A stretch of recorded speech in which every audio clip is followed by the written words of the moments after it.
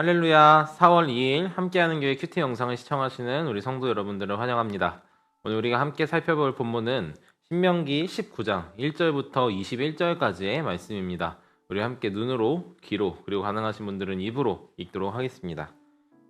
내 하나님 여호와께서 이 여러 민족을 멸절하시고 내 하나님 여호와께서 그 땅을 내게 주심으로 내가 그것을 받고 그들의 성읍과 가옥에 거주할 때에 내 하나님 여호와께서 내게 기업으로 주신 땅 가운데서 새 성읍을 너를 위하여 구별하고 내 하나님 여호와께서 내게 기업으로 주신 땅 전체를 새 구역으로 나누어 길을 닫고 모든 살인자를 그 성읍으로 도피하게 하라.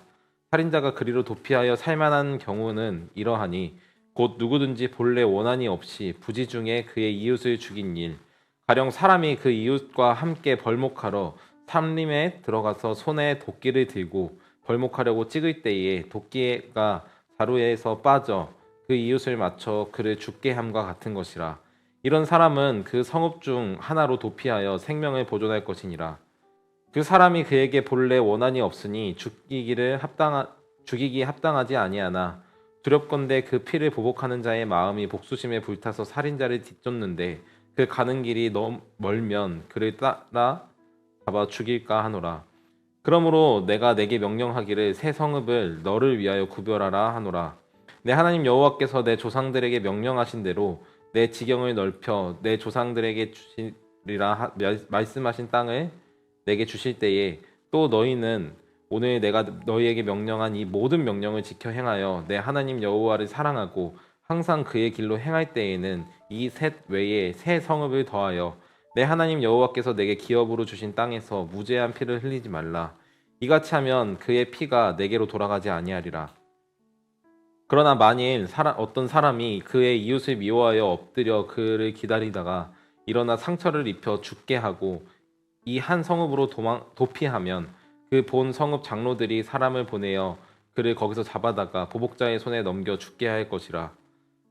내 눈이 그를 긍휼히 여기지 말고 무죄한 피를 흘린 죄를 이스라엘에서 제하라. 그리하면 내게 복이 있으리라.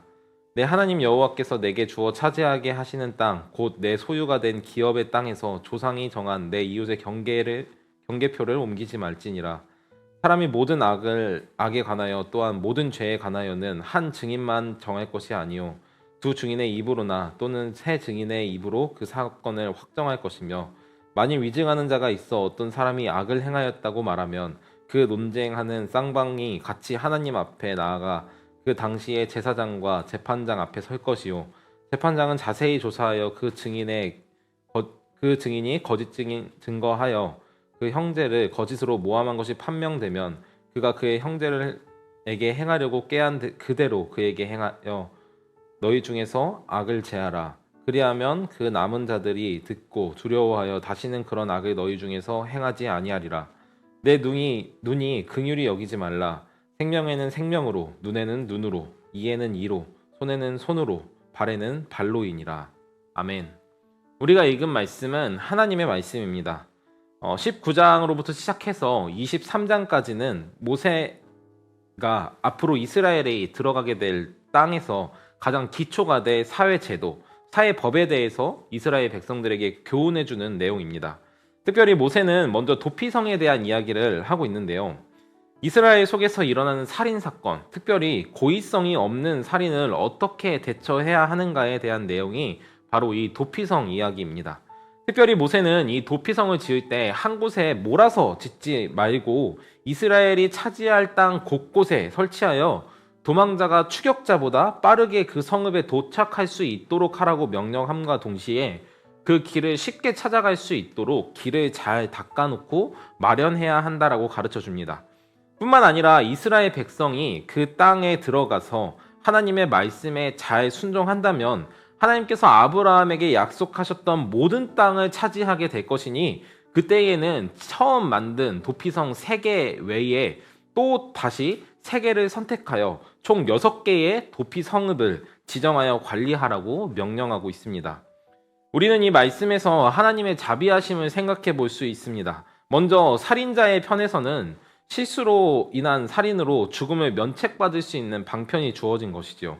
사랑하는 이의 죽음, 특별히 어떤 누군가에 의해 죽임을 당했다면 우리는 물불 가리지 않고 복수의 칼날을 가는 것이 어쩌면 당연한 일일지 모르겠습니다. 그러나 하나님께서는 살인자가 이에 대해 스스로 무죄하다면 곧바로 그리고 쉽게 도피성에 도달하여 그 생명을 보전할 수 있도록 하십니다. 또 반대로 피해자의 가족들에게도 이 역시 자비인데요. 자기가 살고 있는 동네 안에 자신의 가족 혹은 친구를 죽인 살인자가 비록 실수라고 해도 옆에 살고 있다면 그를 볼 때마다 일어나는 분노를 이기기 힘들었을 것입니다.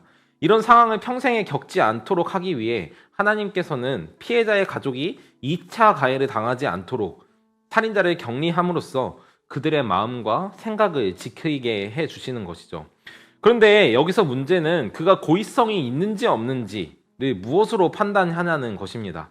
이는 하반절에 나오는 것과 같이 피해 복수자가 홀로 찾아와 청원할 것이 아니라 제사장과 재판장이 참석한 법정에서 두세 사람의 증언을 통해 그가 어떤 죄가 있는지 또 어떤 고의성을 가지고 이 일을 저질렀는지를 이야기를 나눠보고 그리고 샅샅이 조사한 뒤에 살인 혹은 악을 행한 것이 맞는지를 판단하라고 명령하고 있습니다.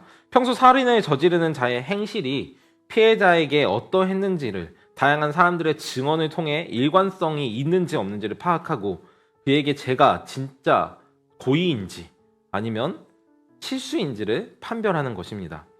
이처럼 이스라엘에는 하나님의 자비하심이 항상 드러납니다. 당시 이스라엘이 있던 고대 근동 지방에서는 동해 복수법, 즉 눈에는 눈, 이에는 이의 방식이 가장 보편적인 사회법이었습니다.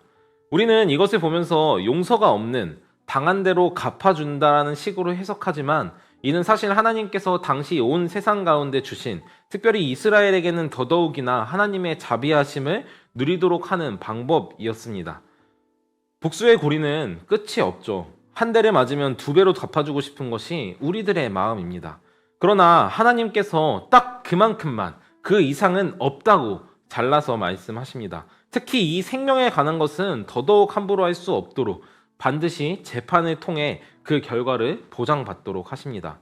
오늘 본문에서 등장하진 않았지만 하나님께서는 부지 중에서 한 사람의 생명을 빼앗은 대가로 그 평생에 가족과 생이별을 하게 하시고 마치 그가 이미 죽은 자와 같이 스스로 죽은 자 같이 되어 살게 하셨습니다.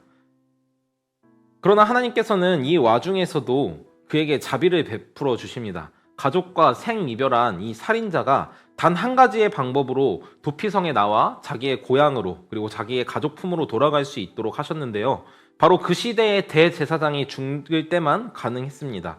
우리는 이 제도를 통해 한 사건을 떠올릴 수 있죠. 바로 그리스도의 십자가 사건입니다. 사실 우리는 하나님 앞에서 살인이든 도둑질이든 간음이든 이웃의 것을 훔치는 것이든 모두 하나님께 생명으로 갚아야 할 죄인들입니다. 그래서 우리는 평생에 죽음이라는 도피성에 갇혀 살아야 했습니다. 그러나 하나님께서 우리에게 한 대제사장의 죽음을 통해 이 도피성, 죽음의 성에서 자유를 얻게 하셨고 우리의 본향인 하나님 나라에 다시 돌아와 살게 하셨습니다. 사랑하는 함께하는 교회 성도 여러분, 종려주간 그리고 고난주간을 지나 부활주일을 보낸 우리가 항시 기억해야 하는 것은 바로 우리는 죄인으로 본래 죽어야 하는 존재였다는 사실입니다.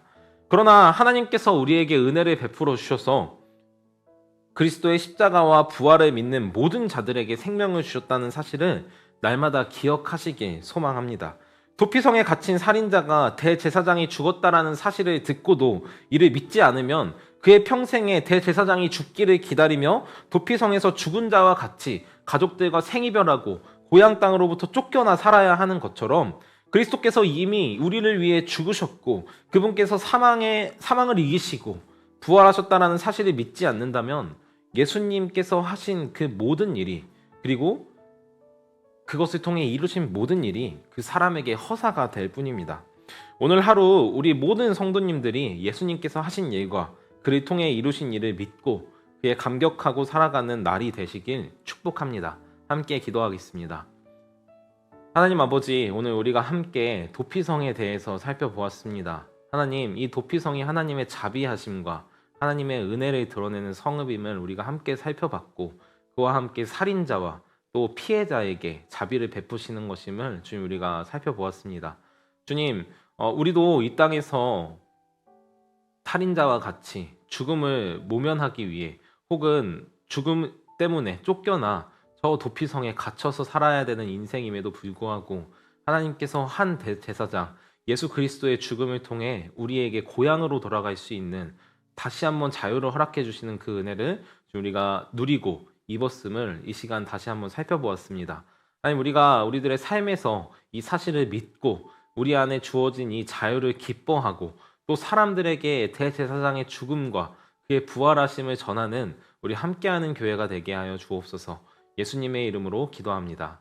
아멘.